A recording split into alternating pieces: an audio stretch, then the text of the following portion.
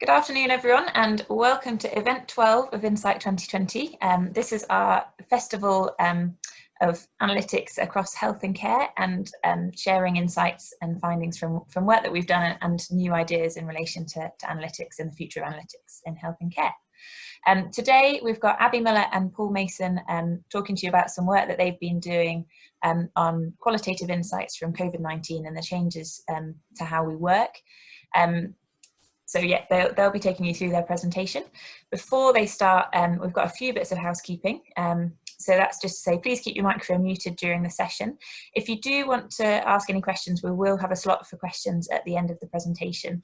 And if you do want to speak during that, we ask that you click the little yes button at the bottom of the participants list, and that will flag your intention to speak, and we can bring you in an orderly fashion. If you want to ask any questions in the chat box, feel free to do so, and please do let us know who's here. So introduce yourself in the chat box, and if you want to ask any questions as Paul and Abby are talking, then you can stick those in the chat box and we'll pick them up at the end.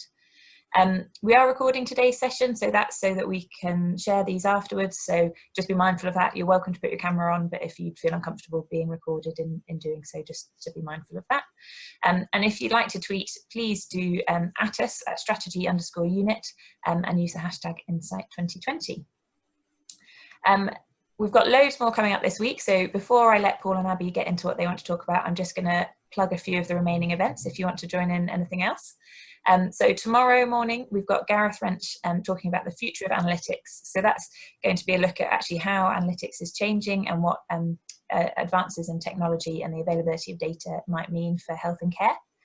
We've then got another session on COVID where we're going to be sharing some findings from a project around quantitative modelling and the different approaches that have been taken during the pandemic. So if you'd like to join that session, that will be quite nicely linked to this one. On Thursday, we're hearing from Justine Wiltshire on her work on end-of-life care and an analytical project that's just been completed. So she'll be sharing the key findings from that. And you'll also be able, if you're from an STP in the Midlands, you'll also be able to receive your pack if you're interested in end-of-life care. So those will be available after that session. And then on Friday, we're looking at future analytical priorities. So having a discussion panel around what analytical priorities of the next year should be. So that's a bit of a whistle-stop tour of the week. I'm now going to hand over to Paul and Abby to start talking about the work that they've been doing so far. Thank you, excuse me. Thank you, Lucy, and hello everyone. It's great to see so many of you here today. So I'm just going to introduce the session, and then Abby, who did the lion's share of, or more than that even, of the work, is going to present the findings, present the work to you.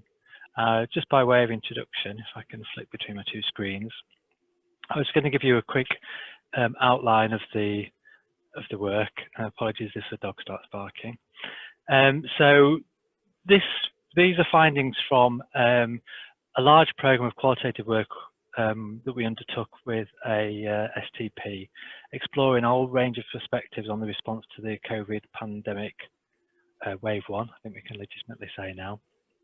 So in total, you can see there were 75 interviews, and this was a way of working where the strategy unit supported the CCG for the patch to do the interviews.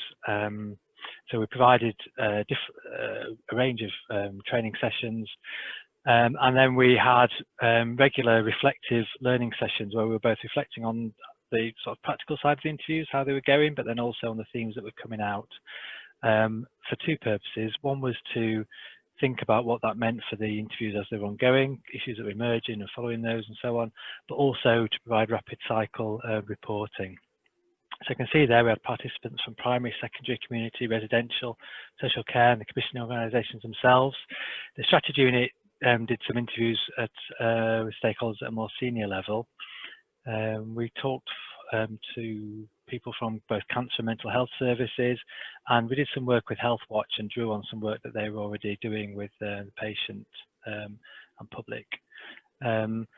So this is the analysis of that work. It's the account of this system's response and the rapid transformation of services, which of course many of you will be familiar with.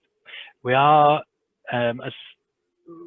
please do raise any questions that you've got during the chat box. We're not going to take them during the presentation to make sure that we can cover everything, but we will look at them in the end, and we have got some questions for some breakout room discussion as well.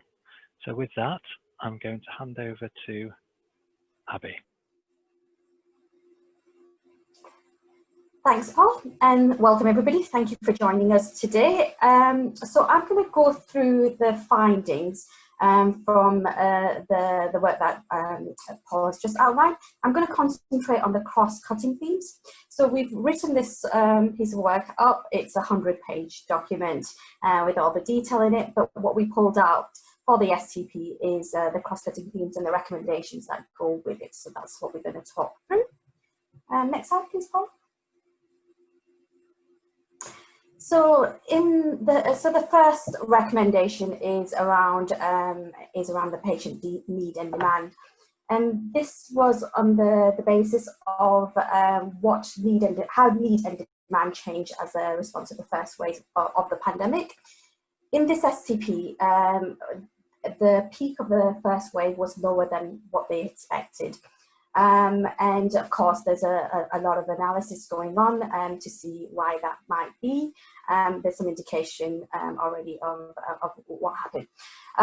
But because the peak was lower than they'd modelled for, and also the experience of the service itself was of all the services was that there was a drop in demand. So as we saw elsewhere in the country, there was an initial demand, a very dramatic drop, and some of you might have seen the presentation from Stephen White a couple of weeks ago at this festival about how much this drop was. So whether it was general practice, whether it was acute, whether it was A&E, everything saw a demand. Some of that was related to service users themselves not accessing health services for a number of reasons.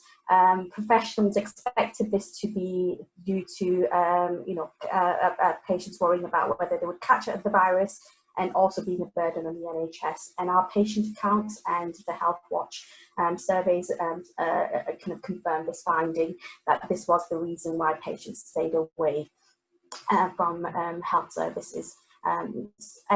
But what that meant was that people were starting to worry about the backlog of activity and the demand that was accumulating.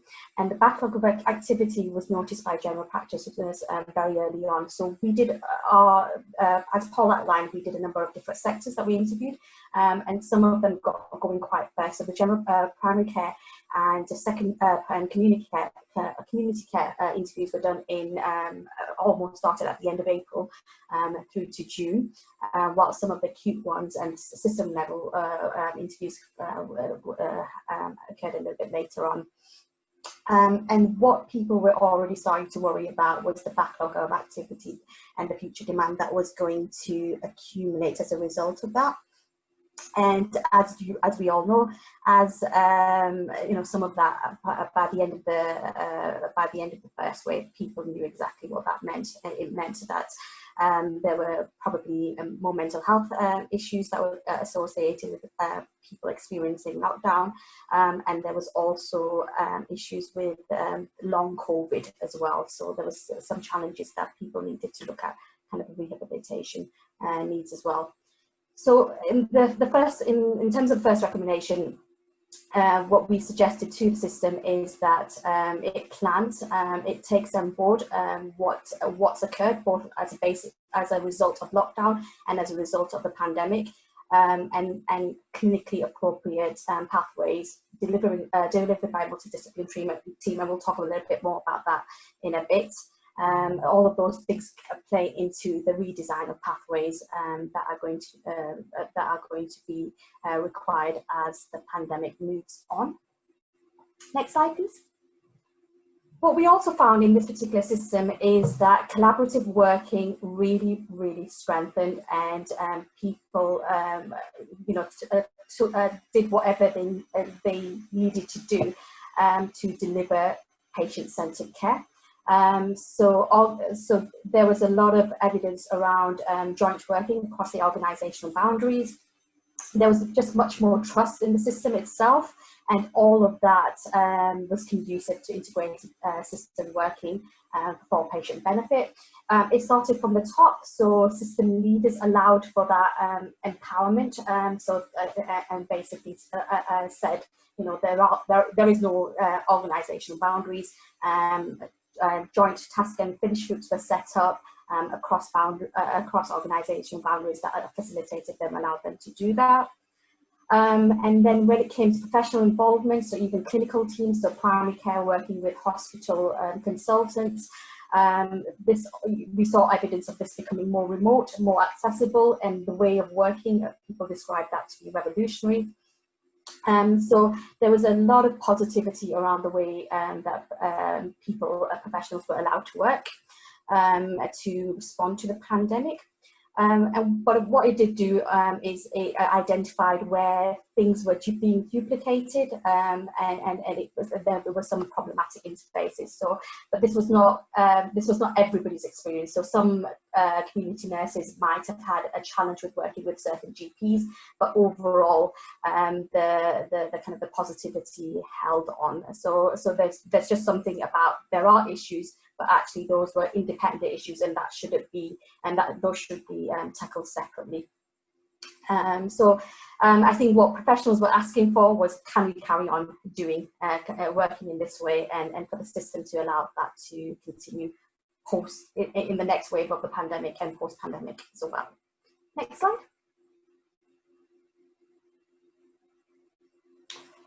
So what this allowed, so the system way of working, so that's at the system and organisational level, but actually what happened at the service. So again, because there was empowerment, and because there were in certain services of this, take for instance, as you all know, for electives, you know, things just had to stop. In certain cases, in primary care, there was, at the very beginning, there was an inability to refer to secondary care. So when all of these things happened, where the patients were known, so for, let's say, for cancer and mental health services, people knew, the professionals knew that they had their patients that they needed to carry on seeing, and that they were undergoing various forms of treatment. So they made sure that they carried on providing the services that they needed for those existing patients. But where they had a little bit of headspace in certain places, they used that to put service change in place, things that they had talked about as often for, as they described, for years, and some of those changes happened very, very quickly. For A&E, there were infrastructure changes that happened within overnight.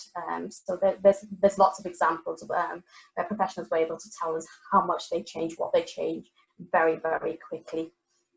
So with some of this, where a majority of things that were changed and where service was improved, professionals saw that this was a good thing. And there were some concerns that post-pandemic, because some of these changes would normally be subject to public consultation, there was concern whether how much of this would go back, how much would they have to then go back, would be subject to the public consultation. So our recommendation here was that the system allows that some of the changes that were made to service improvements actually be embedded and outside of the pandemic, and things are able to continue as long as the service feels that it's delivering good patient-centered care. Next slide. So there was, I think, this has played out in the national forum quite a lot, and we all, and it related a little bit. We'll go back into the kind of the test and trace bit in the next slide, I think. So there was something around how the national policy and guidance was interpreted locally. So as you'll be aware, the National Command and Control Framework kicked in quite quickly. So this is where the system leaders were directed by the national government, right, by the DH and social care, about how it was to respond to some of the service changes that needed to be done because of the pandemic. What this did for system leaders, because for everybody there was no experience of working like this. We heard instances from the system leaders saying, you know, we've always planned for the pandemic, for a flu, but actually when it came to it, we realised that we didn't have enough detail in it. So having a national infrastructure, having boundaries, and realising that you were doing something that was consistent with your national peers, that was found to be very helpful for system leaders. What they then did was they established service level forums. So these were a mixture of executives and senior clinicians who were tasked with kind of different components of the crisis, responding to the crisis, and their specialists. So what we found in the system is that the voice of clinicians really became prominent, and from both perspectives, that voice was valued, and by the system leaders, by non-clinicians, but also by the clinicians themselves, to say, okay, we did something that was beneficial for the system itself.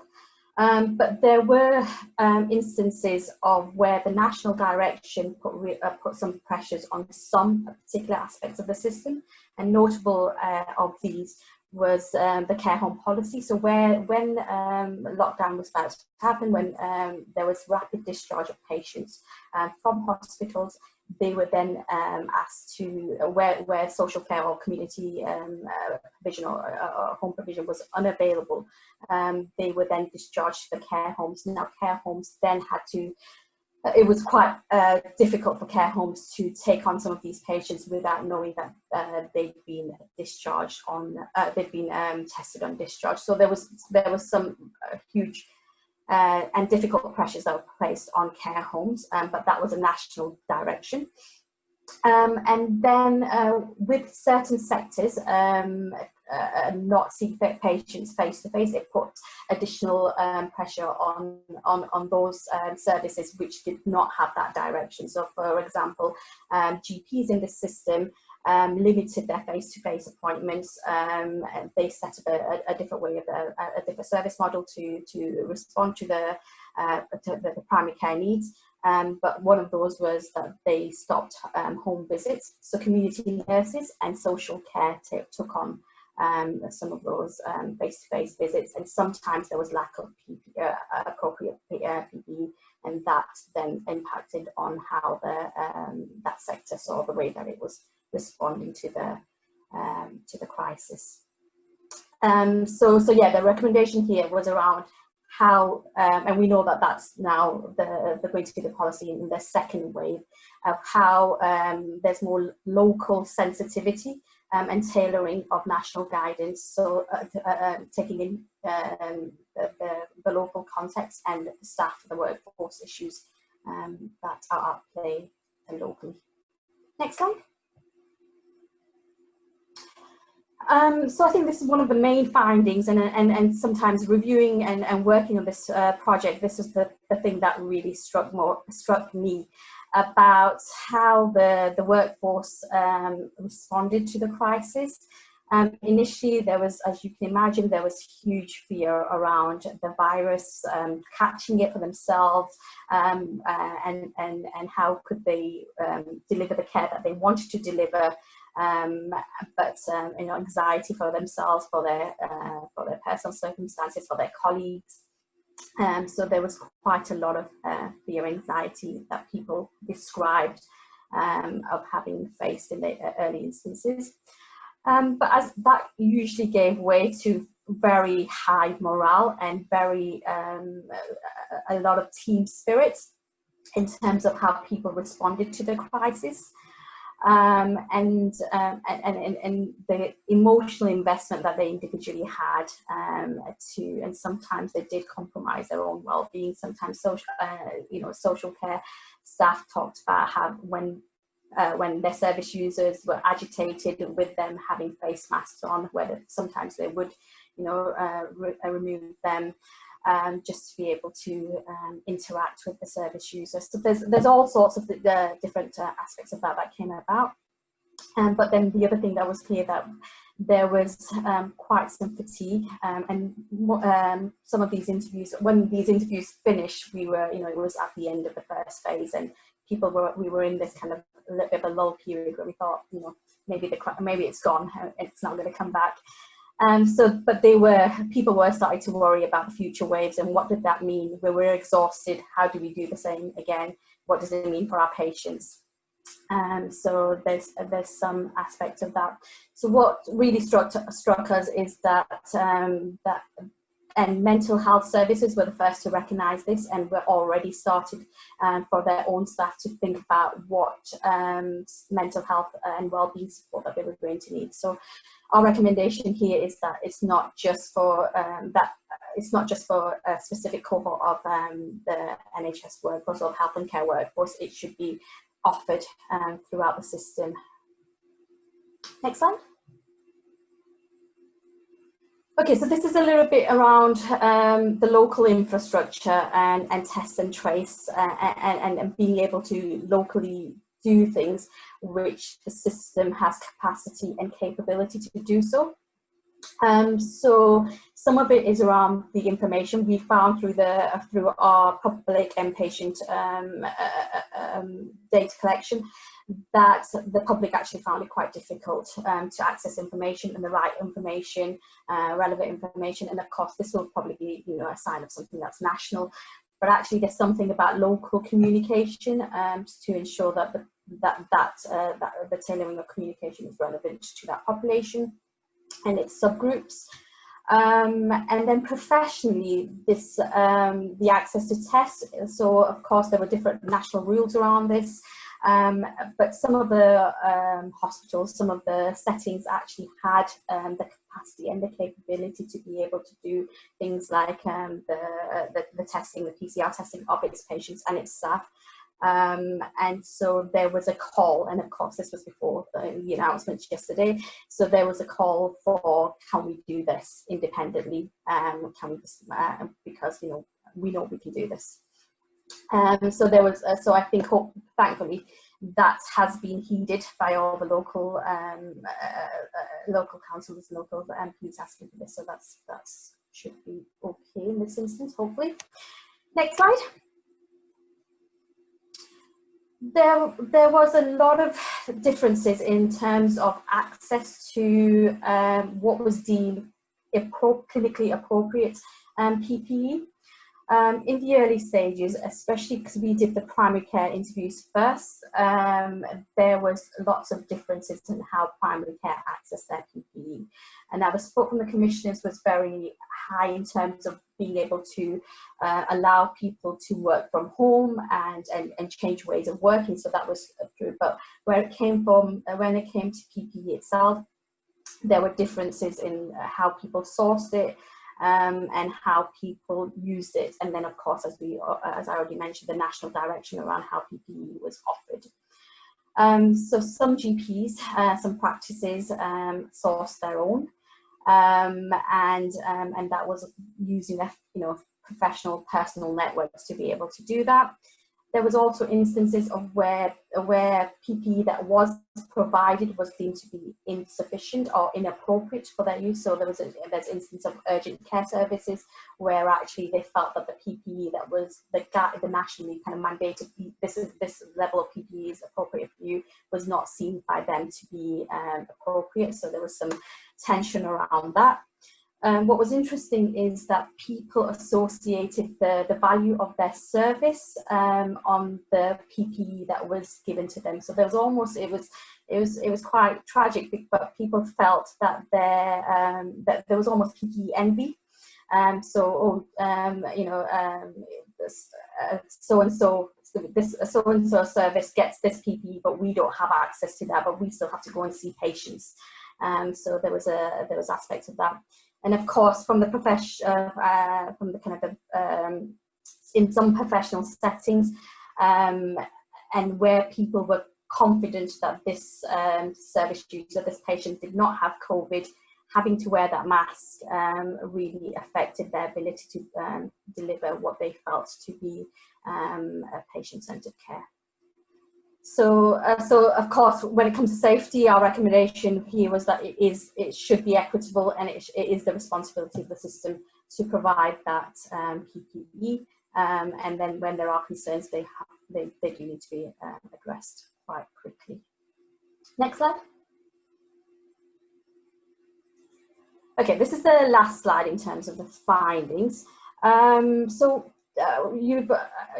There's quite some differences in terms of delivering clinical care and using virtual means to do that. And of course, some of these conversations have been going on for a long time. And what the pandemic what accelerated was that clinical services were able to move to remote consultations very, very quickly. Immediately, overnight, and there's quite some differences in how professionals perceive that, and also patients as well. So in the circumstances, for most patients, they said, as long as we got a consultation, as long as we got access to a clinician that we needed to, I'm fine. It's not a problem. Because this region has quite some rural areas as well. Actually, patients in this setting and professionals in this setting really found that they appreciated the virtual consultations more than they thought they would, because of course it took away the need to travel long distances and the accessibility issues. So for routine type of appointments, I think there was quite some both professional and personal value in being able to have a remote consultation. But then, of course, in other settings, it was a little bit more different. So the main issues that people highlighted in terms of whether this continues, how much remote consultations do we offer in the future, and this is not just for primary or community or a setting, but also in terms of outpatient secondary services, even things like cancer, when you're just having routine appointments or follow-up kind of conversations with your consultants. So there was also something around how much of this do we continue.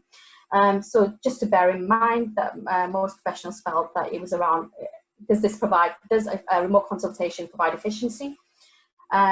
Does it allow for people to hear, so the professionals to make, can they actually take on the visual cues as well? So, because when we talk about remote consultation, it's not always video consultation, because that then does introduce a different digital vulnerability as well. So can the professional hear? Can the patient be heard? So as long as you're not compromising that. And then there's also something around the personal preferences of both the patient and the professional and the dynamic within that. So our recommendation here is that, yes, there can be more improved utilization of virtual consultations, but it really should be tailored to both the patient and the professional, and for individual services as well. That's it from me. Thank you, Abby, for taking us through all of that. So before we go into our breakout rooms, we've had a couple of questions, Abby. I don't know if anybody else has got any they'd like to put in the chat box. I'll just put the questions up there for you to see. So we've got one on the system-wide collaborative working point. Johan has asked, can we say more about how the increased trust in the system was manifested itself, or was manifest? Yeah.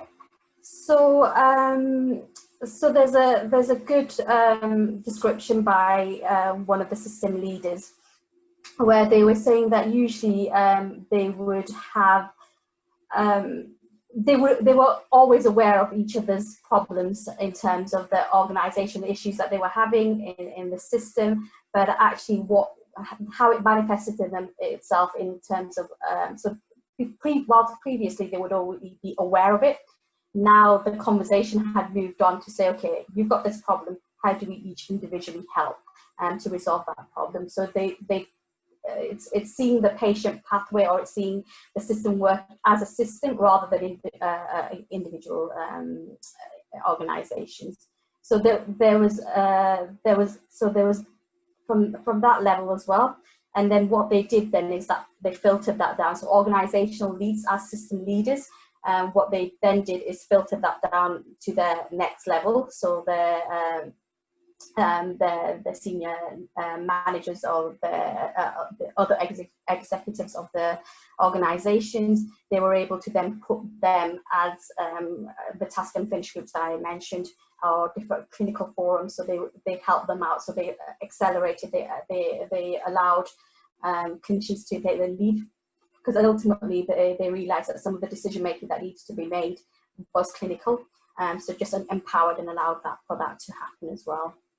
And then so right down to the service levels, we hear accounts of a mental health practitioner working with patients in the front line who would say something like, I could just do what I thought was right, rather than having to sign a form or go and check with someone.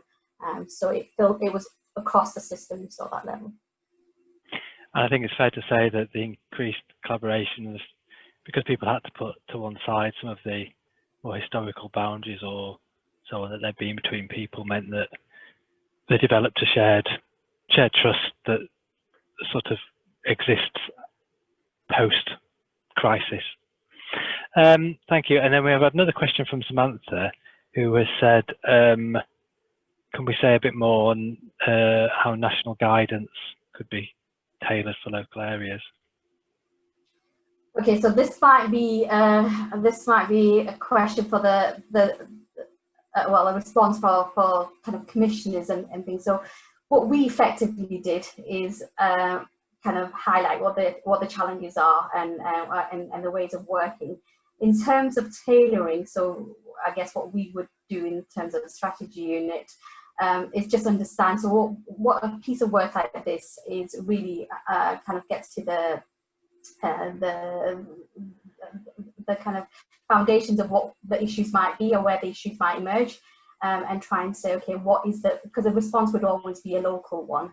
So so not deflecting the answer, but I guess it's difficult to say without knowing what the system is. But some of this I think we might be able to explore in the breakout session. There were some ideas, I think, there weren't there as well, about, well, maybe not ideas, but some of the things that were flagging up was where there was sort of conflicting guidance, or guidance was changing quite rapidly, and that it was, you know, automatically sort of pushed down, and there was perhaps there's a role in interpreting that guidance or taking a local view on what's our take, when perhaps a professional body's has got a different view on what had come out, what had come from the centre. Yeah. So on that point, so things like so the professional bodies, as Paul mentioned. So sometimes information that was coming down from, let's say, the Royal College of Psychiatrists might be different to what the national guidance for mental health policy might be. So when these were conflicted, what people tended to do is look to whoever was the natural leader in that. So it could be the clinical director, let's say in primary care, or it could be the medical director of the organisation, or it could be this task group. So they just automatically looked at that to see what they were trying, or what they could do. In instances like where this becomes much more difficult is places like residential homes, where actually all the information was coming through to the nursing manager, and there was a lot of information to filter through. But then they looked to other people in the system who could support them, the GPs, the commissioners, to try and see, okay, what they could collectively work together. So the multidisciplinary team, I think that really, and that it's not just at the level of the patient, but actually one step removed from there as well in terms of guidance. So having that type of forum where you've got different people who are understanding what the problem is and trying to address it and coming to a decision on that, I think that's probably what the system did really well. Thank you. So that's it. Although Lucy has said if anyone would like to raise a question verbally. Lucy, can you see any hands up? No? Okay, I'll pass over to you, Lucy, there to put us in. I see we've lost about 10 people since we said we were going to breakout groups, but that's good. It makes for smaller groups. Yeah, I've posted the questions in the chat box, so everyone should be able to see them when you go into discussion groups. And I will just send you off there now for about 10 minutes. Is that right? Yeah, Paul's nodding at me. So we'll see you back here shortly. Sorry to cut your conversation short. So I hope you've had some useful discussions. I don't know if Paul and Abby, did you want to do any feedback in this bit, or close and and move on? I think we could. Yeah, I think it's worth just sharing quickly, isn't it? We don't need to spend hours on it. I mean, we had a good discussion in our group in terms of what resonated. The point about clinical autonomy, breaking down how boundaries had broken down, and then how feedback from patients had been good. About sort of better links between primary and secondary in particular. We had a little discussion about the interpreting guidance point, and that led into thinking about care homes' place in the system and how they always recognised as an equal player in you know, you need to look after the whole system, I think is the point that was made. We also had a bit of a discussion about whether all of the right skills were used in the right way. So across CCGs and CSUs, things were sometimes siloed, or not everything was visible, so there wasn't always a good match-up between what was available and what was needed. And we had an interest in, we had a point raised about, you know, everyone had pulled together, particularly in the first wave, but a question over sort of, could that sort of resolve, that collaboration be maintained, or what's the risks to it being maintained if you know, if we're in a situation where we're getting wave after wave for a year, 18 months. Thank you. Thanks, Paul. Abby, did you, and Mahmouda? Mahmouda, do you want to go first? Yeah, because sort of carrying on from Paul's last point, really, about there was a very sort of strong emphasis on a lessons learned culture whilst we were in the thick of it, willingness to sort of share and look at what's happening and why it's happening, and understanding those things. But actually, as we sort of, there's a sense of going back to normal, or how things used to be, in the very sort of reactive way that a lot of organisations and people used to work within the NHS. And whether for more sustainable changes, there needs to be sort of more considered thinking around funding and commissioning and giving time to this sort of thing. But a real sense of there's still a lot of pressure in the system, and having a sort of bit of a gap of 2 weeks to do some thinking around this stuff is probably not enough to have that transformation of really living a truly lessons learned culture and developing that further.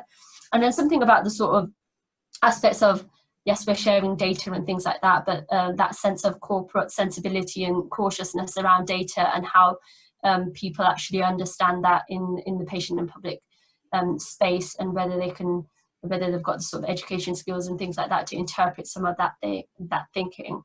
But yeah, really a recognition of it's really helped maybe in certain areas like analysts and the analytical world. We didn't really discuss much more about other sort of bits of the NHS. That was kind of our heavy focus, but recognition that it's working well some places, but we could be going back to normal how it was before COVID. Not much to add to that. So I think we were discussing how staff, some of the changes that were made, staff really like them, and just really holding on to some of those things that have worked. And actually, in some cases, you know, who's responsible then for making the decision that we can't have what worked well previously, and especially, you know, sharing that with the patient.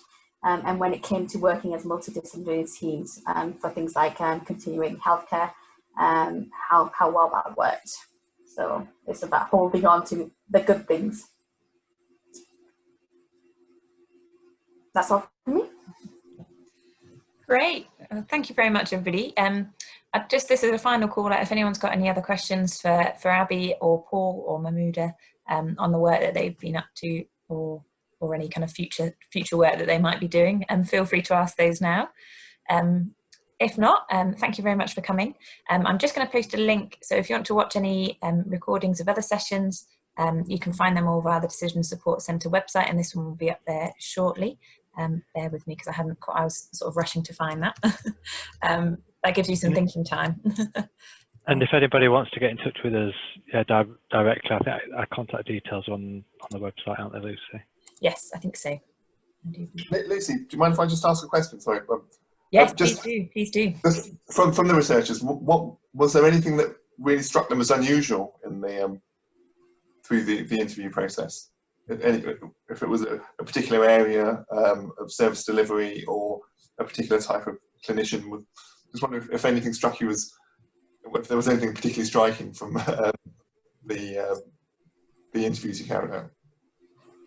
So I can go first. So we've done a piece of work with this system previously, and what I really noticed was how much the relationship, so almost the individual level relationship, had changed so much. And actually, this was really about responding to a crisis. And previously, they've had little minor crises, but you know, this was something major, and they responded as that. So it was genuine, and it was genuine way of attempting to work together, understanding the other's issue. And then the other thing that, as a system, and I think it came out in one of your discussions as well, is that the care homes and what role do the care homes, and what's the responsibility of the system in making sure that the care home sector is incorporated within the health and care structure, and actually it shouldn't be independent. It really is a big player in this, especially in this particular system. Yeah, I was going to say that. I mean, perhaps it's not surprising when you think about it, but the real position that came of care homes being the very much the poor relation, and how important they are. Also, I was going to say how widely adopted video and online consultation was. We think everybody's now got really used to the idea, but it really was rolled out at pace, and to a load of clinicians who were really very sceptical about it as a long-term solution, who are now sort of really embracing it as a new way of working, because they've seen the benefits for them and their patients, notwithstanding, of course, they've got concerns about groups who are missing and so on, but understanding and thinking now about what's a new mix, when perhaps they would never, without a pandemic, sort of 5 years down the line, you still wouldn't have got anywhere close to the take-up that it's got at the moment.